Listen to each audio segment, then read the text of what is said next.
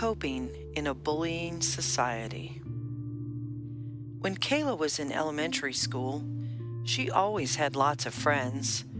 She was always happy, active, and a very friendly girl. There were always sleepovers, movies, and hanging out with friends on the weekends.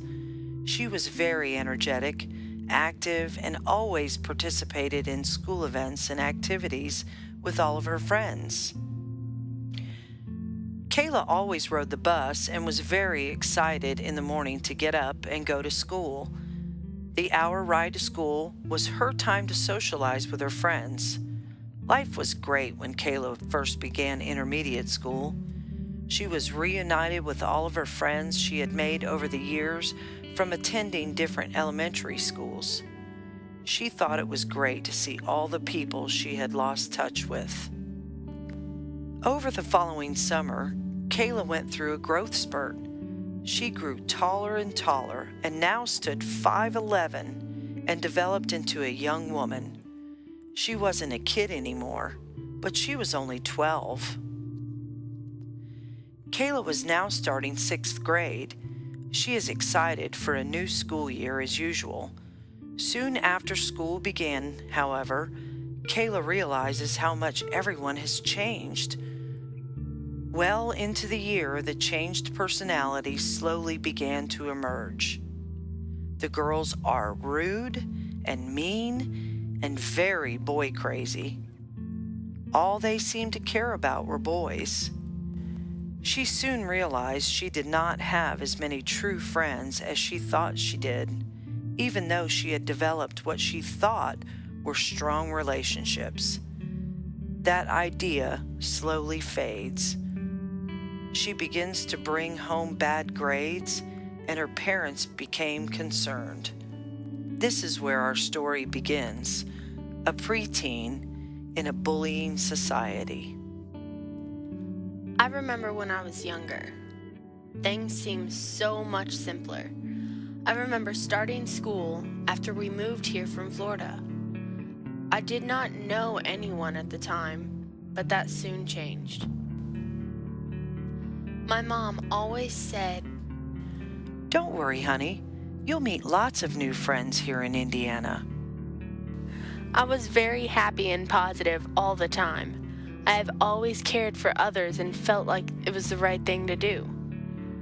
But out of all those years of caring for others, helping them when they needed it, and being there for them when no one else was, and following the most important school rule, treat others the way you want to be treated. That's not always the way it goes. My biggest problem with the school are the rumors, the gossip, and just plain bullying. As a matter of fact, there are some teachers that bully students too. I think if the rumors would stop, then everyone would be as happy as they were in kindergarten. But that's just through my eyes. I believe life in school for students would be much more productive if teachers just took the time to address more social issues instead of schoolwork all the time. Maybe they would see some of the really important problems that occur daily, like bullying. I have a loving family, my parents, 2 brothers, and 2 sisters. I know what it's like to argue and not get along all the time, but there is always a love that is unconditional, no matter how mad you might get. They never leave you or stop loving you. I drive Kayla to school every day. Since the bus ride became just one big bully session, she would try to keep to herself, but that never stopped people from picking on her or talking about her. I didn't want her to be subjected to that, so I drive her every day. I turn to go in and hope that it won't be a tough day. I walk into school knowing that something might happen. No matter how much I try to ignore them, they pick on me anyway. No matter what anyone says though, I know who I am, and I know that I'm a beautiful person inside and out. When it comes to bullying, there are so many ways it happens. What's really awful is that students are also bullied by some teachers, too. One day, Kayla came home and told me about a teacher that bullied one of her classmates. The student had asked the teacher for a pencil. Kayla said, "He's a really nice kid, little overweight, but super sweet." But when he asked for a pencil, the teacher responded in front of the entire class, "What did you do? Eat yours?" What kind of teacher is that? I couldn't believe she said that to him. The entire class laughed. I could tell it hurt his feelings. He slumped down in his chair and said nothing for the rest of the class time. I have come to accept that I cannot change what other people say about me, so I try to ignore them and concentrate on my schoolwork. That's what's important. It is hard, but my true friends are always there for me. We talk on the phone for hours after school, and my best friend always makes me laugh and feel better. I dread each day going to school, but I stay strong. I tell myself this can't last forever. One day, I got so mad that I almost punched a girl that was talking bad about me.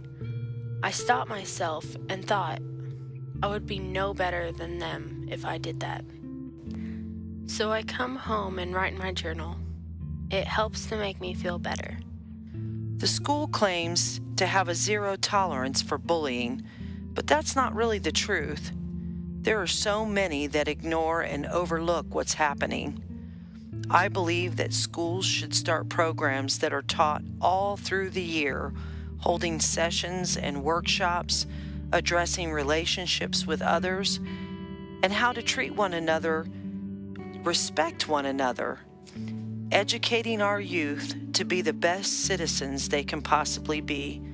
Then maybe things would change.